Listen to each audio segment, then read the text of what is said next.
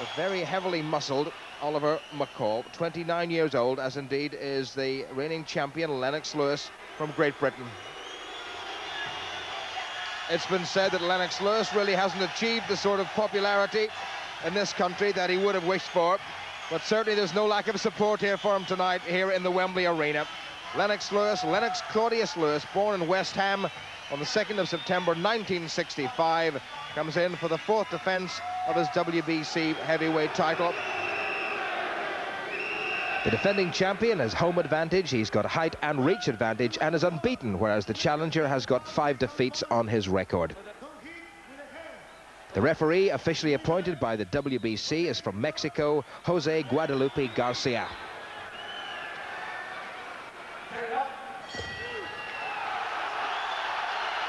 The first of what's scheduled for 12 rounds of World Heavyweight Championship Boxing, the WBC title. The man, the taller of the two, Lennox Lewis, the champion, making his 4th defence of the title he won in perhaps some controversial circumstances, but he's defended successfully 3 times.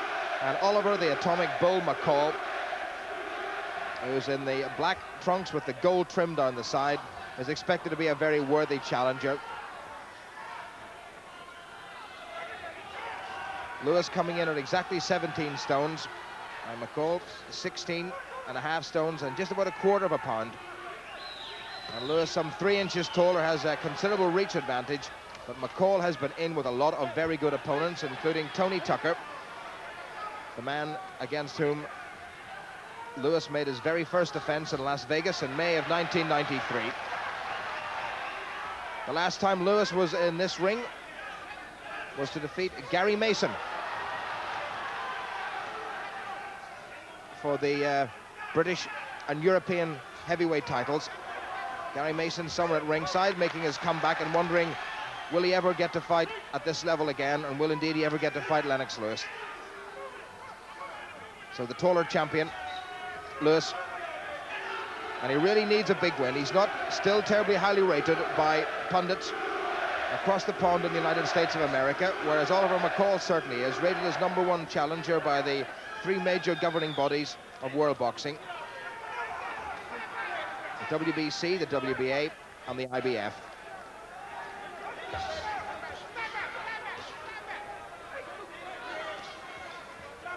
And the man who was the former sparring partner for Mike Tyson, Oliver McCall, relatively unknown in this country, is expected to give Lennox Lewis a very hard fight, and if he rips in any more right hands like that to the body of Lewis, then those predictions will be completely correct.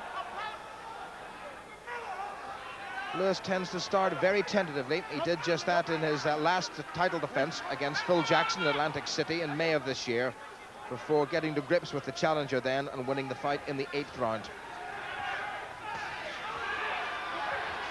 He does throw a very good right hand, Oliver McCall, and Lewis will have to watch that. He tends to drop his left occasionally.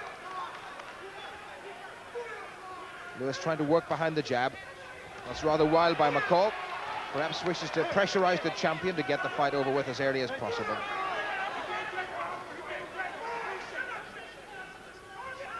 McCall very heavily muscled, very strong, and reckons he's in the best condition of his life. Good right hand, a good slicing right by the champion. And that's the first sign we've seen of that strong punch by Lewis.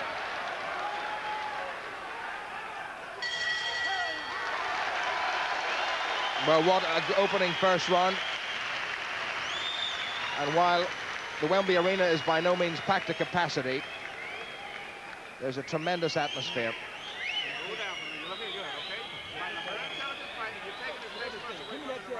Lennox Lewis, a little bit of work being done just underneath his left eye. Okay. Stay with your jab. That's the key. Stay on the stick.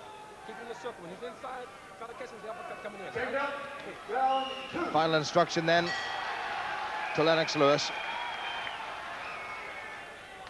An interesting first round with both men letting a little bit go from the armory, but there's plenty more still there, one suspects.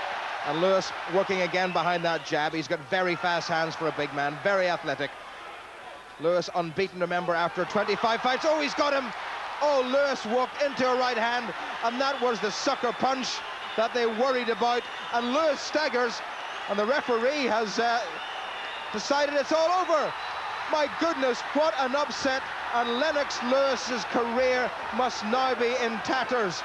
Oliver, the atomic bull McCall, the 29-year-old from Chicago, has stopped Lennox Lewis, the WBC heavyweight champion of the world, in the second round. McCall says, "I told you so, I told you so," reminiscent of Muhammad Ali 3 decades ago. And Oliver McCall and his entourage cannot simply believe it themselves. It was a right hand delivered with startling ferocity and startling speed, and Lennox Lewis dropped the left almost imperceptibly and walked straight onto it, the classic sucker punch, and look at the difference in the two corners. Lewis cannot believe it, and his hopes perhaps of a unification title with Michael Moorer, a rematch with Riddick Bowe, and who knows, Mike Tyson expected to come out of prison, and a fight in the offing. And Lewis simply cannot believe it, because at the moment that would all seem to be completely gone. Pandemonium here in the Wembley Arena, and Lennox Lewis counted out with less than a minute of the second round gone. The crowd can't believe it. It was a tremendous punch. They hug, and Lewis is smiling. Well, his lip is very badly cut, and that really bears testimony to what was a cracking shot. And the father of 6 children, the 29-year-old from Chicago, has done what nobody has ever done before, and has stopped Lennox Lewis, and what a time to do it. The first round, I was throwing a couple of jabs, wanting him to load up with the right hand then. He saw me wanting him to load up with it. He loaded up with it one time, and I missed him with it. I scared him, but I missed him. But then I said, okay, if I touch him up a little bit, he's going to get desperate. I knew the second round, I knew he was going to load up with the right hand, and I was practicing all day long in practice. I knew when I was going to roll the right hand, and he's going to be right on my right side. Just come through with a straight right hand, which was a picture perfect punch. It was who got in their right hand first, and Oliver McCall got in a great right hand. I felt the referee kind of stopped the fight a bit premature. I'm heavyweight champion. I was heavyweight champion of the world, and I should have that respect. You've got to pick up the pieces, and I'm sure you'll want to do that as soon as possible. So even at this stage, I mean, can you contemplate a fairly quick return to the ring? Well, I like to go home and, you know, this thing can relax for a while before I make that decision. Yeah. An awful lot was actually riding in this fight. There had been talk of a unification with Michael Moorer, the prospect of Mike Tyson coming out, and I suppose many dreams, certainly if not shattered, have been put on hold. Yes, they have. You know, I may be down, but I wasn't out. I really wanted a hard fight. To me, the fight wasn't really getting on, because I really didn't get hit. And I really wanted to actually get hit so I could really pour it on, but it didn't come to that. It was easier than I thought, but I'll take it. I'm gonna have some hard fights ahead, and I'm looking forward to them. And as of course, again, I come out the ring like I always done every fight I ever came through, not going to the hospital, Still pretty. not cut, Still pretty. thank God. I think that Oliver's future is very bright. When Mike Tyson is released from custody, we now know who he will fight. He'll be fighting a couple of guys getting a warm-up, but he will be fighting Oliver for the WBC champion.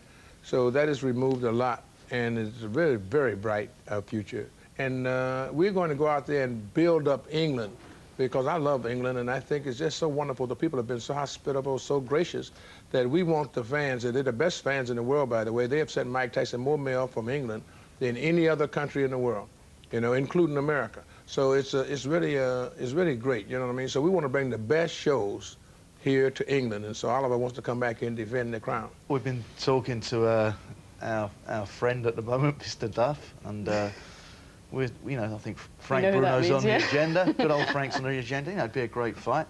But you know, we've got some things to sort out. There's some obligations that we believe to us have got to be honoured by Mickey, and if he honours them, Frank Bruno will get a chance.